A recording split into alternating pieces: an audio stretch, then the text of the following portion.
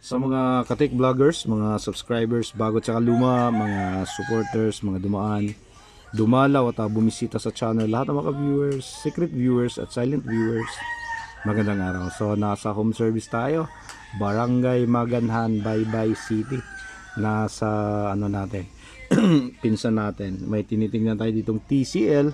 Ang kanyang problema ay ayaw mag-power, so kahit na standby wala. Pero yung ganitong modelo ng TCL, yung kanyang standby ay hindi kulay pula kundi kulay puti, so wala talaga, ayaw umilaw. So inabot tayo ng isang oras, chinik natin ng maigi, nagbo-voltage check tayo dahil ito lang meron, yung 12 niya meron dito, pero maliban dyan wala nang dumadaloy dito, pati dito. Okay, so may nakita tayong short dito, ayan kung mapapansin nyo. Ayan. So itong MOSFET na yan tsaka capacitor, tinanggal natin yan dahil nakadetect tayo ng short dyan banda. So papakita natin sa inyo kung paano, ano. So ayan yung kanyang isang paa. Okay, so shorted. Ayan. Shorted, tapos lipat naman natin dito sa kabila. Ayan. Ito yung ground niya, okay? So shorted talaga. So tinanggal natin to. Ayan, yung capacitor na to hindi shorted. Tinanggal din natin tong MOSFET na to, tong LDO na to, hindi rin shorted. So tiningnan natin ng maigi kung saan siya papunta. Ayan, nagche-check din tayo ng mga ceramic capacitors dito kung baka may ibang shorted. So wala din.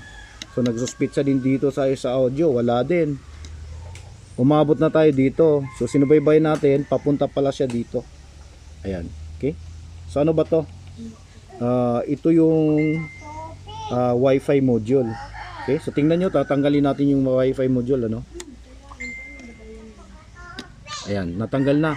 Tapos sukatin natin ulit dito. Ayan, tingnan nyo, hindi na siya sumalpak. Okay, so ito yung positive side. Yung negative side, natural sasalpak yan. Ayan. Okay, so yung problema pala niya nasa Wi-Fi module, kaya ayaw dumalo yung kanyang voltahe papunta sa iba't ibang circuito. Ayan, so saksak natin.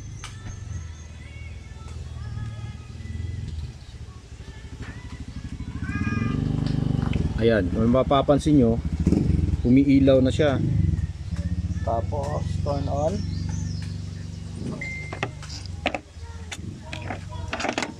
So pasensya na kayo, no, wala kasi tayong cameraman, walang tagahawak ng camera. So turn on natin.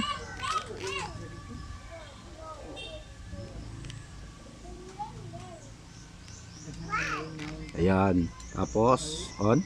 Ayan, umilaw na yung backlight. Subukan natin kung lumabas na yung kanyang display. So ayan na, lumabas na yung kanyang logo, no, TCL.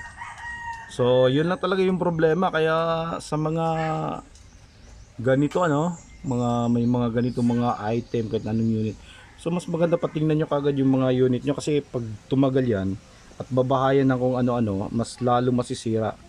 Yung iba naman hindi naman natin masisisi, kasi nga yung mga ibang mga kapateknisyan natin napakamahal maningil, kaya yung iba parang ayaw na magpagawa.